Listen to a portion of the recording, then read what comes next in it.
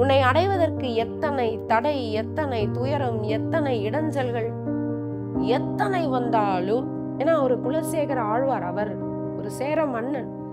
ஒரு மன்னனிடத்தில் எவ்வளவு பெரிய செல்வம் இருக்கும்.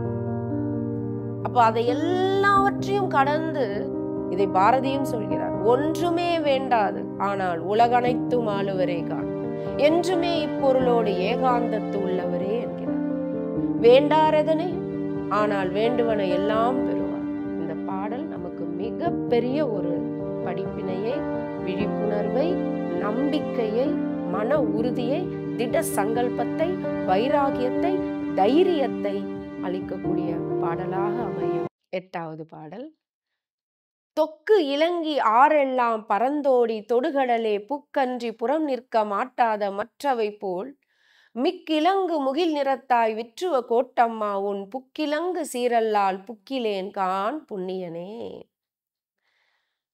அப்படியே அமர்ந்திருக்கிறார், ஆற பார்க்கிறார். இந்த ஆறெல்லாம் எதை நோக்கி போகிறது? எத்தனை ஆறுகள் இருக்கட்டும், கங்கை, யமுனை, சரஸ்வதி, மந்தாகினி, அலக்நந்தா,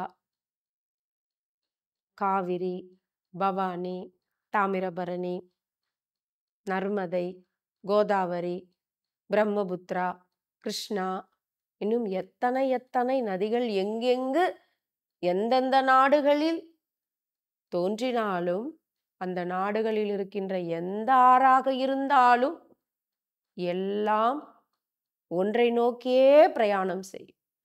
எதை நோக்கி? கடலை சென்று சேர வேண்டும். எத்தனை தடைகள் வரட்டும் அதற்கு, ஆனால் அதனுடைய நோக்கம் வேறு எதையும் அது காணாது, போய் கடலை சேர வேண்டும். அப்படித்தானப்பா மிக்கிலங்கு முகில் நிறத்தாய் விற்றுவ கோட்டம்மா உன் புக்கிலங்கு சீரல்லால் புக்கிலென் கான் புண்ணியனே.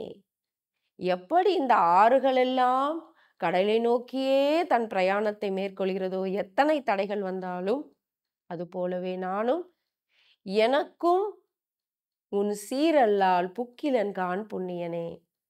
உன்னை அடைவதற்கு எத்தனை தடை, எத்தனை துயரம், எத்தனை இடைஞ்சல்கள், எத்தனை வந்தாலும் அந்த ஆறு கடலை நோக்கியே செல்வது போல நானும் உன்னை நோக்கியே, உன்னை அடைய வேண்டும் என்றே நோக்கத்தோடு இருப்பேன்.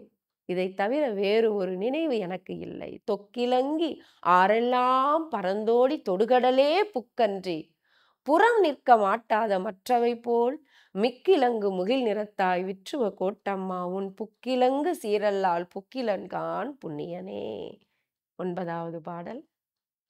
நின்னையே தான் வேண்டி நீல் செல்வம் வேண்டாதான் தன்னையே தான் வேண்டும் செல்வம் போல் மாயத்தால் மின்னையே சேர்த்திகிரி விற்றுவ கோட்டம்மானே நின்னையே தான் வேண்டி நிற்பன் அடியேனே. யாருக்கிட்ட செல்வம் சேரணுன்றதையோ, யாரிடத்தில் விரும்பி செல்வம் சேரும், நற்செல்வம் சேரும் என்பதையும் இந்த பாடல் உணர்த்துகிறார். பெரிய உண்மை. ஏன்னா ஒரு குலசேகர ஆழ்வார், அவர் ஒரு சேர மன்னன். ஒரு மன்னனிடத்தில் எவ்வளவு பெரிய செல்வம் இருக்கும். அப்ப அதை எல்லாவற்றையும் கடந்து இறைவனினுடைய அருளை வேண்டி நிற்கிறார். இதற்கு முன்பு இருக்கிற பெருமாள் திருமொழி திருவேங்கடமுடையானினுடைய சன்னதியில் ஏதேனும் ஒன்றாக பிறக்க வேண்டும் என்று கேட்கின்ற பாடல்களாக அமையும். எந்த செல்வமும் வேண்டாம், எந்த அரசாட்சியும் வேண்டாம், எவ்வளவு பெரிய உலக போகம் எனக்கு எதுவுமே வேண்டாம், இறைவா உன்னுடைய சன்னதியில் நான் மீனாகவோ, குறுகாகவோ, படியாகவோ, சாலையாகவோ, காட்டாறாகவோ, செண்பக பூவாகவோ, உன்னுடைய பொன் வட்டில் நீ எச்சில் உமிழும் அந்த பொன் வட்டிலை பிடிக்கின்ற ஆளாகவோ இருந்தா கூட எனக்கு போதும்பா என்று கேட்டவராயிற்று.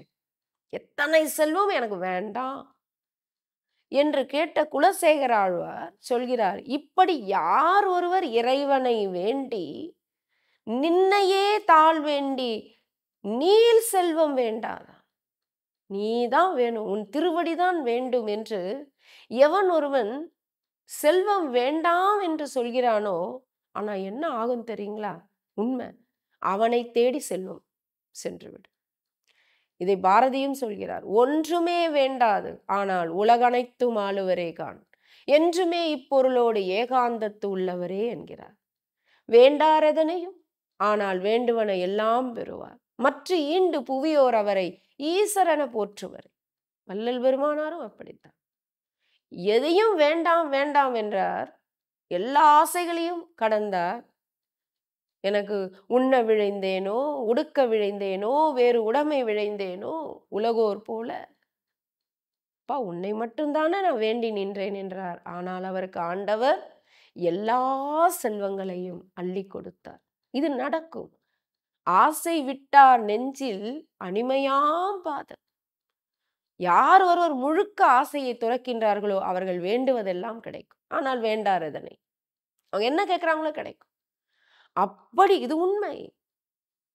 எது கேட்டாலும் கிடைக்கும். செல்வம் வேண்டாதான் தன்னையே தான் வேண்டும் செல்வம். அப்ப அவனை தேடி தேடி தேடி செல்வம் போகுமா? நற்செல்வம் போய் தேடி சேருமா? போல் மாயத்தால் மின்னையே திகிரி விற்றுவ கோட்டம்மானே நின்னையே தான் வேண்டி நிற்பன் அடியேனை. இவர் அனுபவிச்சிருப்பார். எப்பொழுது இவர் எதற்கும் எதுவும் வேணான்னு சொல்றாரோ இவரை தேடி தேடி செல்வம் வந்திருக்கும், புகழ் வந்திருக்கும், இன்னும் நிறைய அவர் வேண்டாம் என்றதெல்லாம் இவரை தேடி வந்திருக்கும். அதனால் அனுபவத்தால் எழுதுகிறார் நிறைவு பாடலை, 9வது பாடலை. அப்படி தேடி வரும் செல்வம் போல விற்றுவ கோட்டம்மா, உன்னை நாடி நாடி நீ வேண்டாம் வேண்டான்னு சொன்னாலும் என்னை தள்ளினாலும் உன்னை நாடியே நான் வருவேன், நின்னையே தான் வேண்டி நிற்பேன். உன்னை மட்டும்தான் வேண்டி நிற்பேன். எத்தனை துன்பங்கள் நீ எனக்கு கொடுத்தாலும், மாயம் காட்டி மந்திரம் காட்டி நீ உன்னிலிருந்து என்னை விலக்கினாலும், வேண்டாம் என்று தள்ளினாலும், வேண்டாதான் எனும் செல்வந்தனை வேண்டி சேரும் செல்வம் போல உன்னையே உன் தாளையே வேண்டி நிற்பேன் என்று சொல்கிறார்.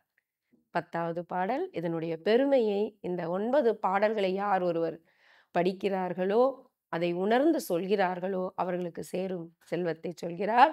விற்றுவ கோட்டம்மா நீ வேண்டாயே ஆயிடினும் மற்றாரும் பற்றில்லேன் என்று அவனை தாழ்நயந்த கொற்றவேல் தானே குலசேகரன் சொன்ன நற்றமிழ் 10ம் வல்லார் நன்னார் நரகமே. இதை யார் ஒருவர் இந்த விற்றுவ கோட்டம்மானையே வேண்டி வேண்டி வேண்டி வேறு எதுவும் எனக்கு பற்றில்லை என்று அவனுடைய தாளை நயந்து இந்த குலசேகர ஆழ்வார் சொன்ன இந்த 10 பாசுரங்களையும் யார் உணர்ந்து உணர்ந்து படிக்கின்றார்களோ, நன்னி விரும்பி சொல்கிறார்களோ அவர்கள் நரகம் புகார். அப்படின்னா என்ன?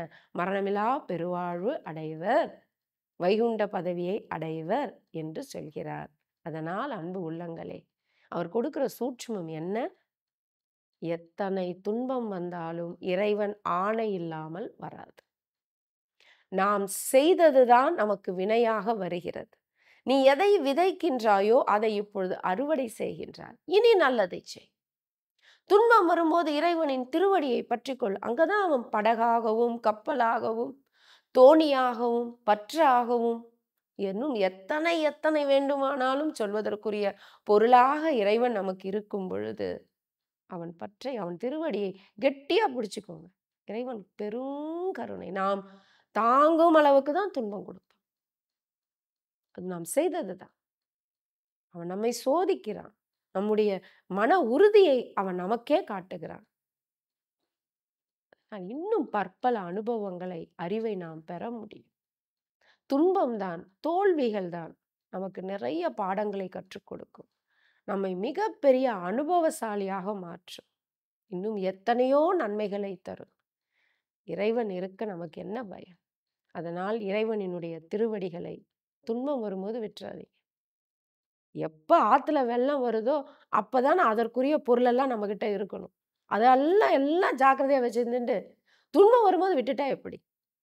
அதனால இப்பொழுதெல்லாம் நாம் பழகுகின்ற இந்த வழிபாடு நமக்கு ஆபத்து வேளையில் அவனுடைய திருவடிகளை பற்றி கொள்ள வேண்டும் என்பதற்காக தான்.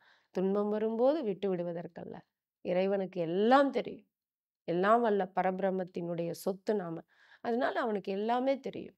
இந்த பாடல் நமக்கு மிகப்பெரிய ஒரு படிப்பினையை, விழிப்புணர்வை, நம்பிக்கையை, மன உறுதியை, திட சங்கல்பத்தை, வைராகியத்தை, தைரியத்தை அளிக்கக்கூடிய பாடலாக அமையும். வாழ்க வளமுடன். ஆதலால் பக்தி செய். தொடர்ந்து அம்மா அவர்களின் பதிவுகளை பெற இந்த யூடியூப் சேனலை சப்ஸ்கிரைப் செய்யவும். மேலும் விவரங்களுக்கும் அம்மா அவர்களின் நேரடி மற்றும் இணைய வழி வகுப்புகளில் கலந்து கொள்ள டிஸ்கிரிப்ஷனில் உள்ள தொலைபேசி எண்ணை தொடர்பு கொள்ளவும்.